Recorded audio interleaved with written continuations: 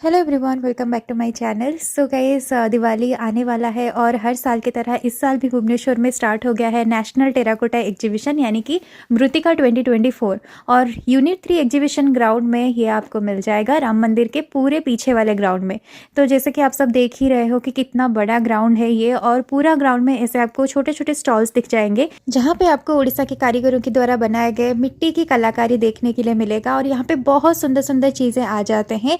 दिवाली के लिए तो बहुत सारी चीज़ें मिल जाएंगे, लेकिन वैसे अगर घर सजाने के लिए कुछ चीज़ें आप लेना चाहते हो तो ये सारा कुछ यहाँ पे अवेलेबल हो जाएगा। ये हाथी वगैरह जो आप लोग देख रहे हो ना, ये सारा कुछ मिट्टी से बनाए गए थे गाइस। एंड दिवाली में सबसे इंपॉर्टेंट मुझे लगता है ये राजस्थानी मूर्तियाँ, जो कि ऐसे ढोलकी बजाने के शेप में होते हैं। ये मुझे बहुत ज़्यादा पसंद है घर सजाने के लिए। तो ये छोटे वाले भी आप ला सकते हो, 50 रुपये से इनका प्राइस स्टार्ट हो जाता है। जितना बड़ा मूर्ति लाओगे उसी हिसाब से आपको प्राइस पे करना पड़ेगा। यहाँ पे बहुत सुंदर सुंदर गुलदस्ता वगैरह भी मिल रहा था गाइस। एंड इस तरह के हाथ